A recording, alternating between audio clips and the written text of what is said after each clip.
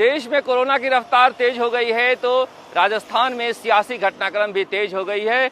Corona की वजह से देश में लॉकडाउन था, देश अनलॉक हुआ तो राजनीति भी अनलॉक हो गई है। लेकिन राजस्थान कांग्रेस के विधायक क्वारंटाइन तो हुए हैं, कोरोना की वजह से नहीं, पॉलिटिकल क्वारंटाइन है और इस रिजॉर्ट में क्वारंटाइन हुए हैं। जयपुर से करीब 20 किलोमीटर दूर ये शिवविलास होटल से रिजॉर्ट है, जहां पर कांग्रेस के विधायकों और कांग्रेस को समर्थन दे रहे हैं निर्दलीय विधायकों को लाकर रखा गया है। जैसे ही ये सूचना मिली कि बीजेपी की तरफ से खरीद फरोख्त के प्रयास हो रहे हैं, मुख्यमंत्री अशोक गहलोत ने अपने विधायकों को सूचना दी कि विधायक दल की बैठक है। बुधवार शाम 5 बजे मुख्यमंत्री निवास पहुंचे। जब ये विधायक वहां पहुंचे तो तुरंत पुलिस ने अपने सुरक्षा घेरे में इन विधायकों को ले लिया और वहां से बस में बैठाकर इनको इस रिजॉर्ट में लाया गया है। उसके तुरंत बाद मुख्यमंत्री कार्यालय से एक पत्र जारी हुआ जो राजस्थान के मुख्य सचेतक महेश जोशी के नाम था, जिन्होंने एंटी करप्शन ब्यूरो के डीजी को लिखा था कि अति विश्वस्त सूत्रों से पता चला है कि राजस्थान कांग्रेस के विधायकों को बीजेपी तोड़ने की कोशिश कर रही है और पैसे का लालच दिया जा रहा है। अजीब विडंबना है। मुख्यमंत्री अशोक गहलोत कह रहे हैं कि तोड़ने की कोशिश की जा रही है, एंटी करप्शन ब्यूरो में शिकायत हो रही है, लेकिन शिकायतकर्ता कौन है, किसको सूचना दी गई? देखिए, पुलिस की गाड़ी यहां से निकल रही है, पुलिस की पूरी नजर है इस रिजॉर्ट में जो विधायक बैठे हैं उन पर भी। तो इसमें विधायकों को का नाम नहीं है कि किस विधायक को किस बीजेपी नेता ने सूचना दी, और कांग्रेस के एक मंत्री जो हैं अपने ही सरकार के पुलिस महानिदेशक से शिकायत कर रहे हैं। दूसरी बात यह है कि राज्यसभा चुनाव में जिस तरह से गुजरात में तोड़फोड़ हुई, उसे देखते हुए राजस्थान में भी मुख्यमंत्री अशोक गहलोत को डर सता रहा है। सबसे बड़ी बात है कि कांग्रेस के जो महासचिव है केशव वेणुगोपाल, वो भी एक कैंडिडेट हैं। इसके अलावा नीरज डांगी कैंडिडेट है कांग्रेस के। बीजेपी की तरफ से एक उम्मीदवार जीत सकता था, राजेंद्र गहलोत को उन्होंने खड़ा किया था। दूसरा उम्मीदवार, जैसे ही मध्य प्रदेश में सियासी घटनाक्रम हुआ, इन्होंने दूसरा उम्मीदवार ओंकार सिंह लखावत को भी खड़ा कर दिया और वहीं से ड्रामा शुरू हुआ।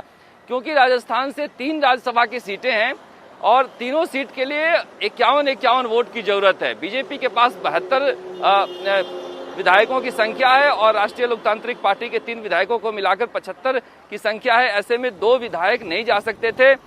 कांग्रेस को 102 विधायकों की जरूरत है, आसानी से जा सकते हैं, लेकिन ये डर जो सताया टूट फूट का, उसको लेकर यहाँ पर रिजॉर्ट में रखा गया है।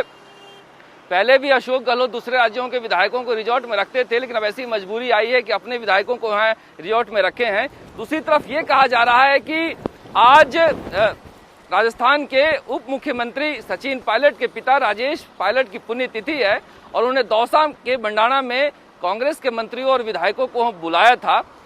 इसे देखते हुए इसे रोकने के लिए भी एक प्रयास के तौर पर राजनीतिक रूप से ये देखा जा रहा है।